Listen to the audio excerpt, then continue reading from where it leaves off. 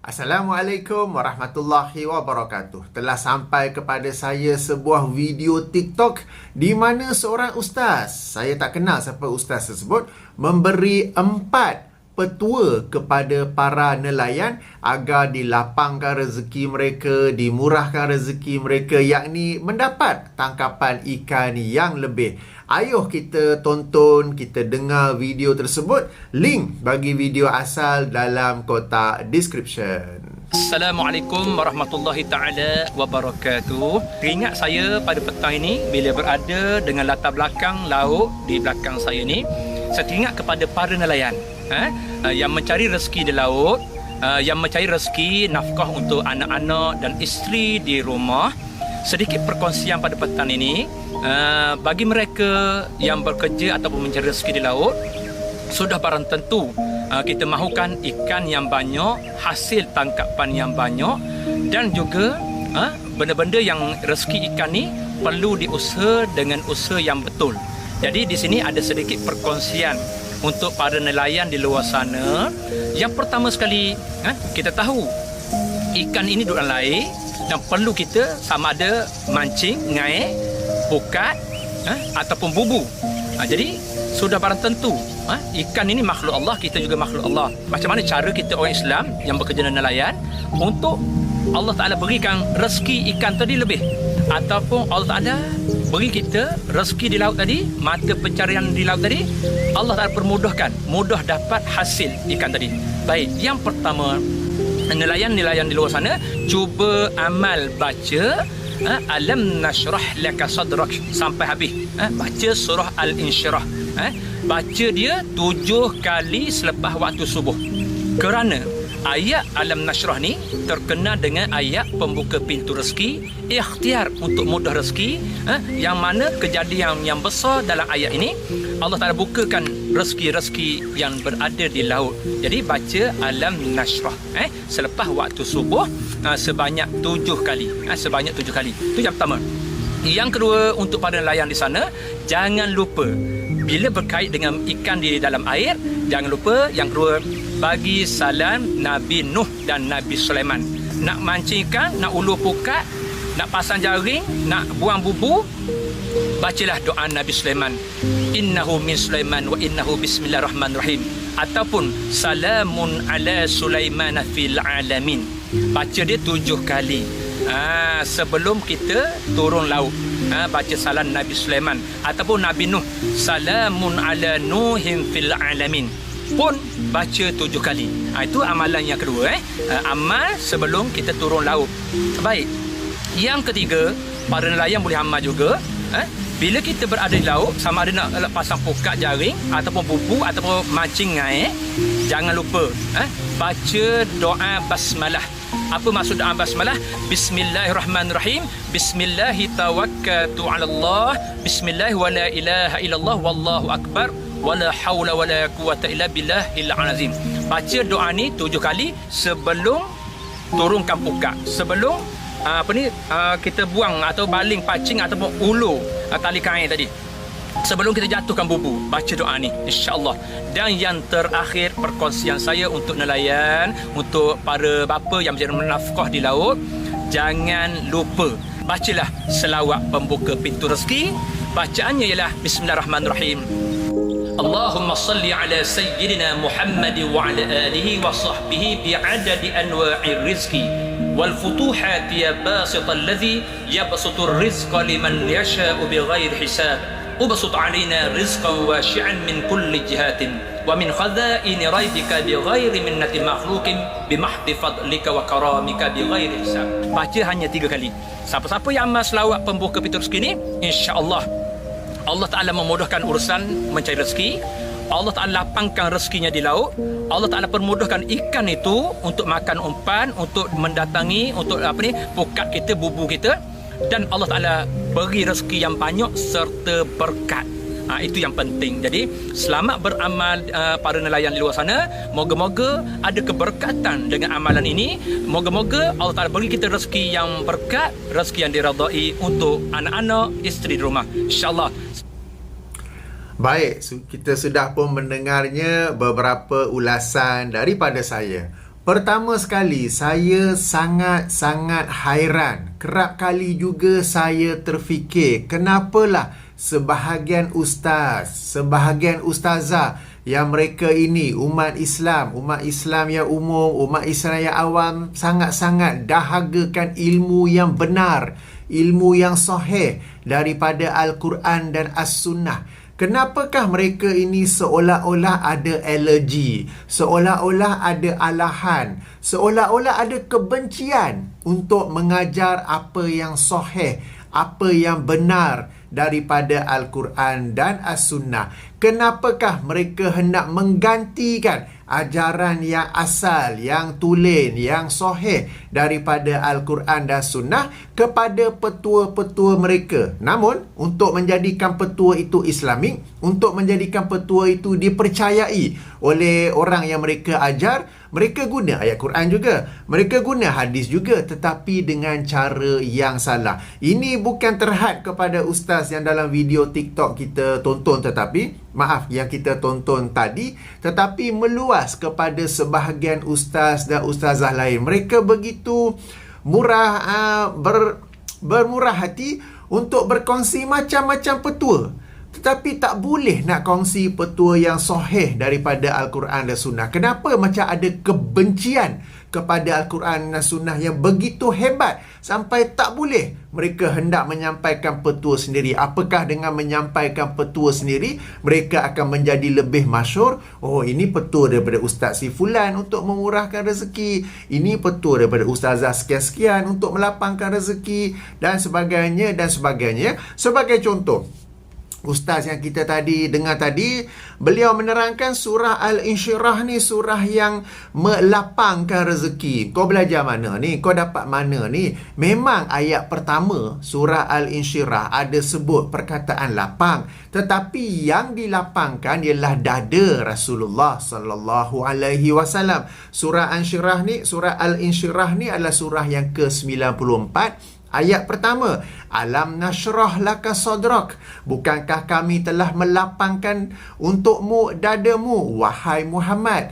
Dalam salah satu video saya yang lain, ketika saya mengkritik petua-petua Al-Quran, telah saya nyatakan bahawa ustaz-ustazah ni, mereka cari saja mana-mana ayat, mana-mana surah yang ada perkataan yang mereka nak guna, lalu mereka gunakannya sebagai petua meskipun ayat tersebut tak ada kaitan dengan petua mereka. Ini bukti terbaik. Ayat pertama surah Al-Insyirah merujuk kepada melapangkan dada, bukan melapangkan rezeki. Macam mana lapangkan dada boleh menjadi lapangkan rezeki? Kan? Kemudian kalau kita sambung membaca ayat tersebut pun, Allah SWT berfirman, ayat ke-5 dan ke-6, fa inna ma'al usri yusra, inna ma'al usri yusra, yang bermaksud sesungguhnya sesudah kesulitan ada kemudahan.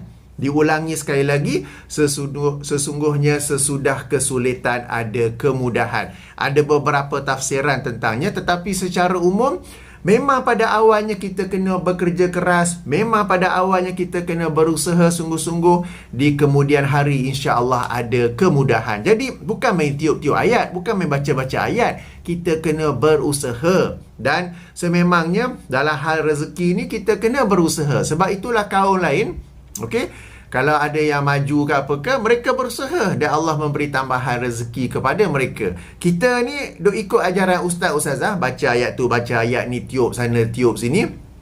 Lepas tu okey, tak nak sebut lebih. Okey, itu yang petua pertama, surah Al-Insyirah, sebagai melapangkan rezeki, bukan melapangkan dada.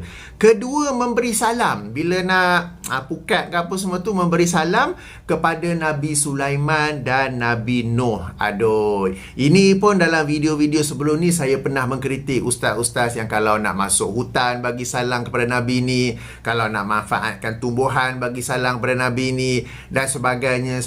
Kalau nak memberi salam secara umum tak mengapa, kita pun sebut Nabi Sulaiman alaihissalam, Nabi Nuh alaihissalam. Tapi bila ada kepercayaan, bila ada keyakinan, bila ke laut bagi salam kepada Nabi Sulaiman dan Nabi Nuh, bila nak letak pukat ke alat menangkap ikan apa semua tu bagi salam, dibimbangi ada satu perasaan, ada satu keyakinan dalam diri orang yang melakukan itu bahawa dengan melakukan ni Nabi Sulaiman ataupun Nabi Nuh akan menjaga keselamatan aku.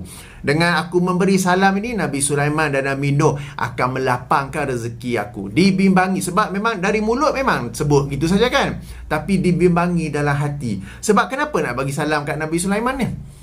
Kan, kalau bagi salam secara umum tak apa, kita baca tafsir tentang Nabi Sulaiman, apa kita sebut pun Nabi Sulaiman alaihissalam, Nabi Nuh alaihissalam. Yang tiba-tiba nak ke laut nak baca tu apa hal? Kan, samalah juga, bukan dalam kes ke laut saja, kes masuk hutan, kes hari tu saya ulas tentang pokok aloe vera tu kan. Bagi salam kepada Nabi ni, Nabi tu, apa semua tu. Tuan-tuan dan puan-puan, ini adalah petua-petua yang kita kata boleh membawa kepada syirik kalau orang yang mengamalkannya memiliki memiliki keyakinan yang salah dalam dirinya. Ia bukan automatik serta-merta syirik, tetapi boleh membawa kepada syirik. Oleh itu tinggalkanlah ia ya. Kemudian ada apa? Doa basmalah. Kan? Dan kemudiannya selawat. Ada selawat pembuka rezeki. Tuan dan puan-puan, selawat ni memang perintah Allah Subhanahu Wa Taala. Maka kita berselawat kepada Rasulullah sallallahu alaihi wasallam kerana melaksanakan perintah Allah, kerana kasih sayang kita kepada Rasulullah sallallahu alaihi wasallam. Adapun dalam hal ini untuk melapangkan rezeki, membuka rezeki, maka kita berdoa. Antara adab berdoa ialah kita membuka doa tersebut dengan puji-pujian kepada Allah, selawat kepada Rasulullah, dan kemudian berdoa kepada Allah. Contohnya, Alhamdulillahirabbil alamin, Allahumma salli ala Muhammad wa ala ali Muhammad. Ya Allah, aku berdoa kepadamu agar selamatkanlah usaha aku ke laut hari ini untuk menangkap ikan, selamat pergi dan selamat balik. Dan ya Allah, rezekikanlah kepadaku tangkapan ikan yang terbaik pada hari ini. Kita berdoa. Itu caranya. Apa yang selawat pembuka pintu rezeki ni, kan? Gitulah. Jadi kemudiannya, macam yang saya cakap pada awal tadi, apa yang nak disampaikan, iaitu melapangkan rezeki, membuka rezeki, sudah ada petuanya daripada Al-Quran dan As-Sunnah yang sahih. Saya sebelum ini, Alhamdulillah, telah membuat ulasan buku oleh Ustaz Dr. Kamilin tentang petua rezeki daripada Al-Quran dan As-Sunnah, di mana dalam buku tersebut beliau, yakni Ustaz Kamilin, telah menyenaraikan sejumlah petua daripada ayat Quran maupun hadis-hadis yang sahih tentang melapangkan rezeki, petua rezeki tajuknya kan.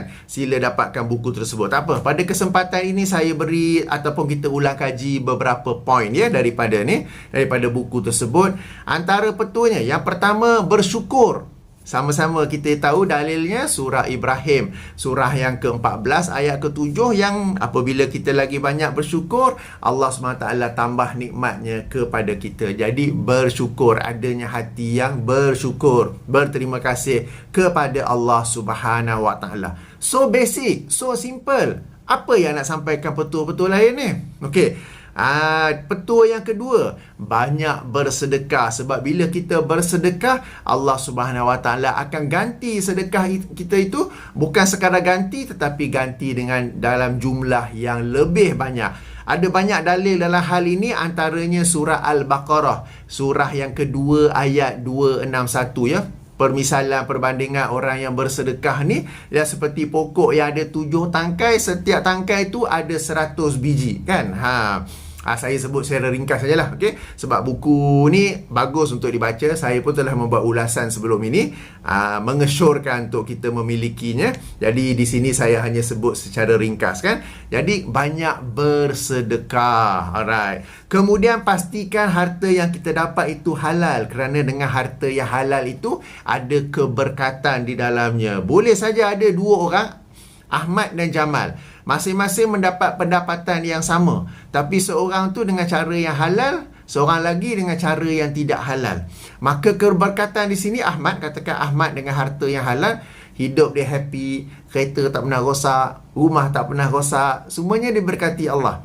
Yang seorang lagi tu, Jamal pula, harta tidak halal, kereta asyik rosak, rumah asyik bocor, kesihatan asyik terganggu. Jadi duit banyak habis, nak kena repair kereta, repair rumah, jumpa doktor untuk kesihatan apa semua tu. Jadi faktor keberkatan ni penting, dan untuk mendapat keberkatan ia adalah daripada harta yang halal. Jadi pastikan halal, sebab kita umat Islam dari aspek halal ni okey juga, tapi kita hanya perhatikan dari sudut sembelihan. Ni nak makan ni halal ke ni? Restoran ni halal ke ni kan? Tapi dari sudut sumber perolehan tu tak kisah pula macam mana. Jadi kena perhatikan sumber perolehan harta. Kemudian petua lain ialah bertakwa. Yang ini saya sendiri sebut dalam beberapa video saya sebelum ini.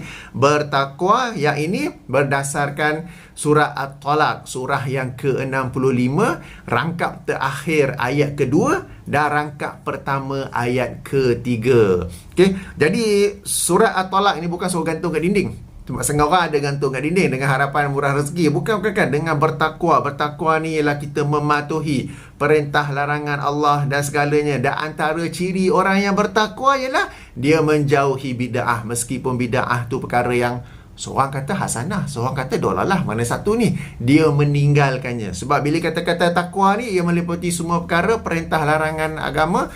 Termasuk daripadanya ialah larangan melakukan bid'ah, baik bid'ah dari sudut akidah maupun bid'ah dari sudut ibadah.